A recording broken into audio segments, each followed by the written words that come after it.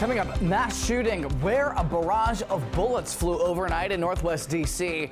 and the type of car that police are looking for right now.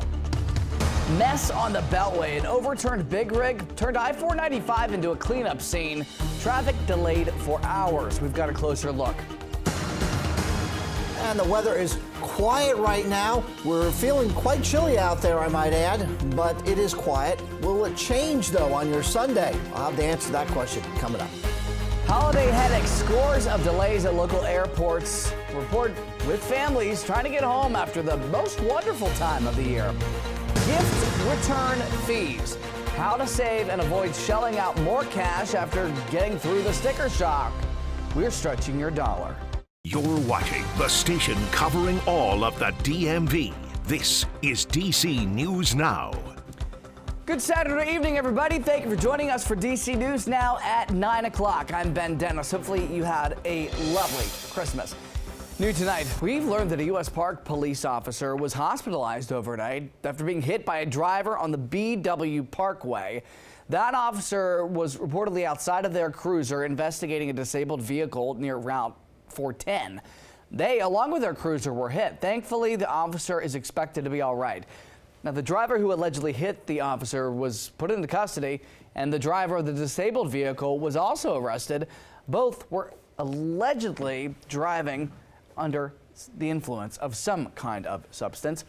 A mass shooting broke out overnight in Northwest D.C., sending 5 men to the hospital. Police say shots rang out at 5th and N Street near the Washington Convention Center around 9:20 Friday night.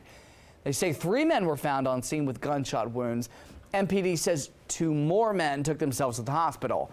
Everyone is expected to recover. Officers say the shooting appears to have been a targeted attack, and they're asking anyone who may have seen a black Honda Accord with DC tags in the area and at the time to reach out. DC firefighters rushed to 2 separate apartment fires, and within 2 hours, one of them sent a man to the hospital with life-threatening injuries. That man was rescued before noon today in Capitol Hill near 8th and East Capitol Street. No word on how the fire broke out inside of the first-floor apartment. Meantime, nobody was hurt in this very intense apartment fire east of the Anacostia River in Southeast this morning. That's where teams battled intense flames shooting out from lower-level windows. Officials say this happened in the Woodland neighborhood on Hartford Street near Suitland Parkway. No word what caused this to start. All right, hopefully everyone had a lovely Christmas holiday around the family. It turned out to be a gorgeous one indeed. Meteorologist Scott Sumner standing by with a look on the forecast. I believe this week you're going to have a myriad of weather options ahead, Scott. Yeah, you can just pick and choose a day, and at some point you'll like one of those days. As far as our current scenario right now, we're cold out there, so if you like it chilly, we've got it. It feels like it's down below freezing here in D.C. at 31 degrees, with the actual thermometer reading is 38 degrees under cloudy skies right now. We'll see the actual temperature drop down to the freezing mark and then start to turn the corner and work its way back up into the middle 40s here and some upper 40s as well. So yes, we do have a chilly night, but not unseasonable for late December. We do have in the future now, this is going to be looking ahead towards Monday morning and into Tuesday here. So we have a high wind watch because we have tomorrow night going into Monday.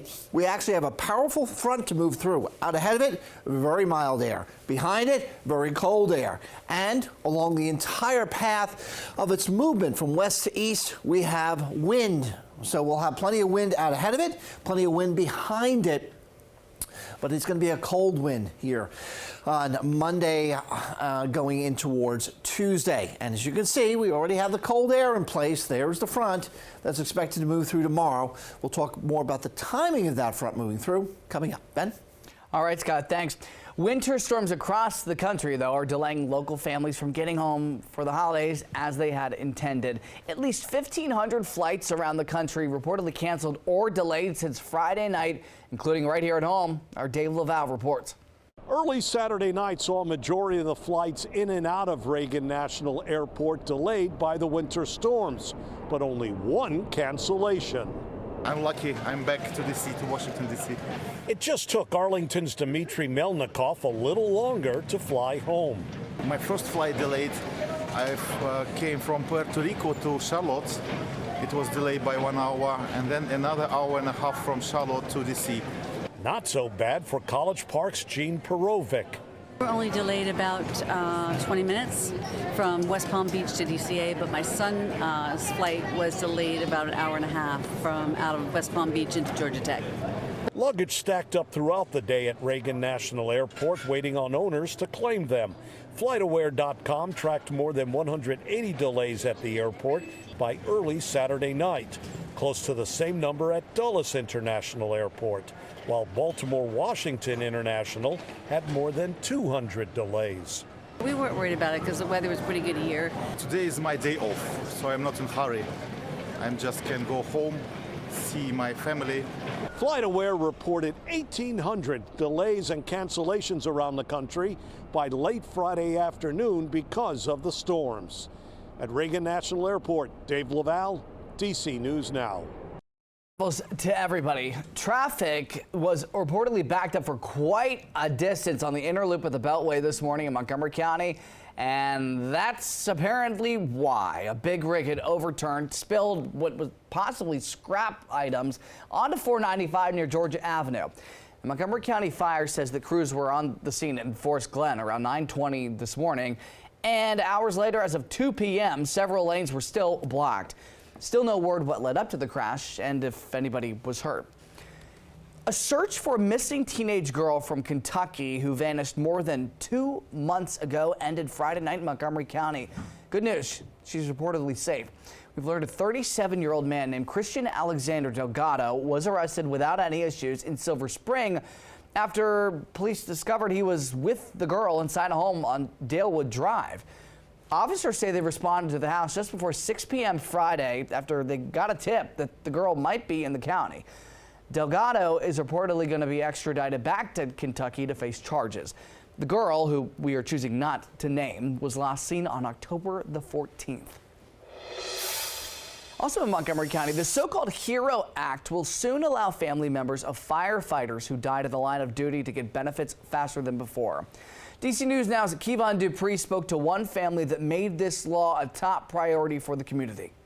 In this season of giving, there is no better gift to the first responders of Montgomery County than the peace of mind knowing that legislation is passed to ensure the security of their spouse and children should they perish in the line of duty. Lisa Higgins honoring her late husband Christopher nearly a year after he died battling a house fire in Laurel. As we approach the 1-year anniversary of the loss of my husband, Lieutenant Christopher Higgins, I'm glad that the HERO Act will be in place to prevent the secondary losses and hardship that my children and I experienced earlier this year. She says survivor benefits were delayed for months following Christopher's death. Over the last year, Montgomery County did not do everything it should have to provide for Christopher Higgins' family. She was joined by county leaders to highlight the HERO Act.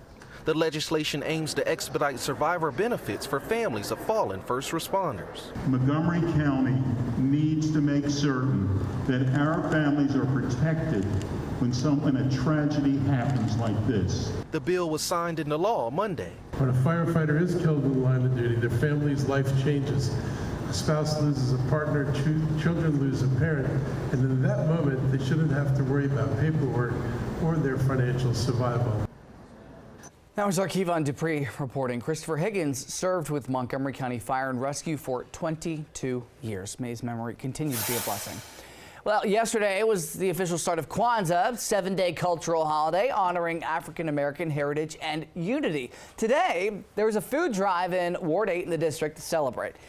It's rooted in the holiday's value of unity, collective work, and responsibility and purpose. Other celebrations include traditional music and dancing, but the most iconic part of the holiday, the lighting of 7 candles, 1 black, 3 red, 3 green. A new candle is lit each night to represent cultural principles.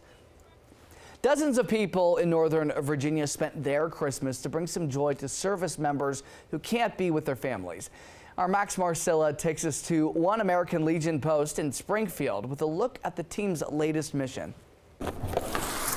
Santa has delivered his gifts. Now the next batch is on its way. To receive a care package from home, it's like a hug. These boxes, care packages of goodies and swag, and letters, each one with season's greetings and a message of hope. Forever grateful. So sweet. On their way to someone who will cherish it. He literally grabbed the box and threw his face into it. First Sergeant ran over there and said, "What are you doing?" And he said, "First Sergeant, I just want to smell home."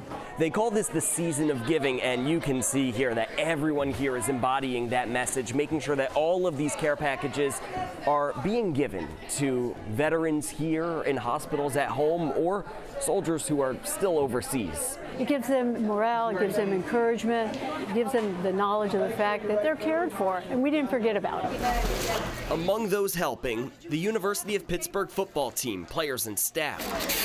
It's one of their last stops before playing in the Military Bowl in Annapolis. Their opponents, East Carolina, helped set up this event. I got family that's been overseas. I know it means the world to them that they have that piece of home there with them. Wow, yeah, this one is loaded. And then there are those who are looking to give Christmas new meaning. Simone Coleman came here with her sister, sorting letters and getting new perspective. When you're deployed and away from family, it can be, you know, a little bit isolating maybe. And so just knowing that there are people that are back home that care and that love them and that appreciate all that they do for us and for our country.